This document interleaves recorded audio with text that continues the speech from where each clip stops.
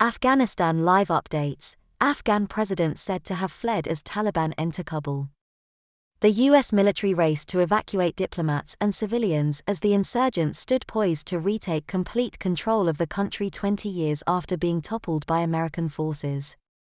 President Ashraf Ghani of Afghanistan has fled the country, a top political figure said on Sunday, as the Taliban's relentless, rapid advance brought them into the capital, Kabul, and the last major city controlled by the government fell into chaos.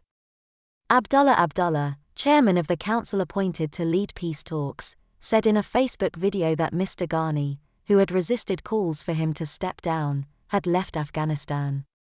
Afghan media also reported his departure, which many analysts said was needed to prevent a bloody battle for control of Kabul. As it became clear that members of the Taliban had entered the gates of the capital, thousands of Afghans who had sought refuge there after fleeing the insurgents' brutal military offensive watched with growing alarm as the local police seemed to fade from their usual checkpoints. At 6:30 p.m. local time, the Taliban issued a statement that their forces were moving into police districts in order to maintain security in areas that had been abandoned by the government security forces. Zabihullah Mujahid, spokesman for the Taliban, posted the statement on his Twitter feed.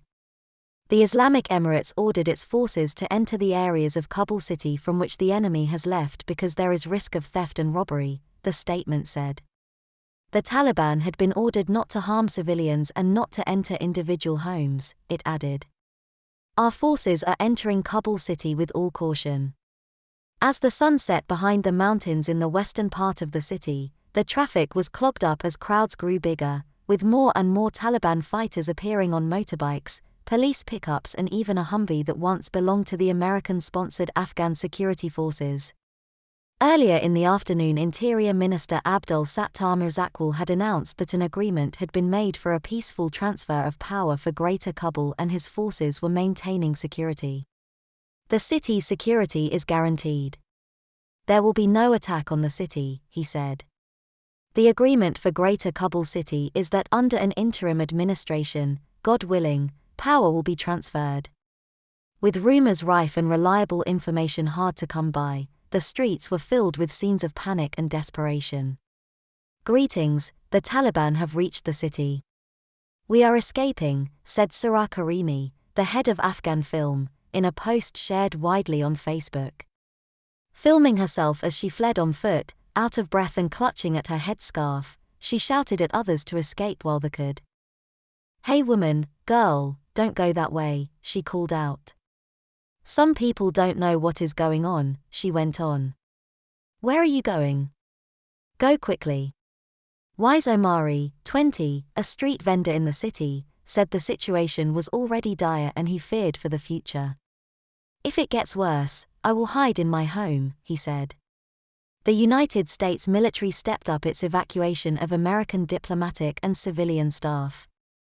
A core group of American diplomats who had planned to remain at the embassy in Kabul were being moved to a diplomatic facility at the international airport, where they would stay for an unspecified amount of time, according to a senior United States official.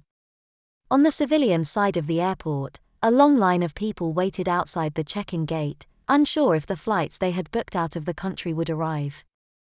After days in which one urban center after another fell to the insurgents, the last major Afghan cities that were still controlled by the government, other than Kabul, were seized in rapid succession over the weekend. Thanks for watching World Explorer. Please hit on like to this video and subscribe to our channel for further useful and similar videos quickly into your YouTube notifications. Thank you.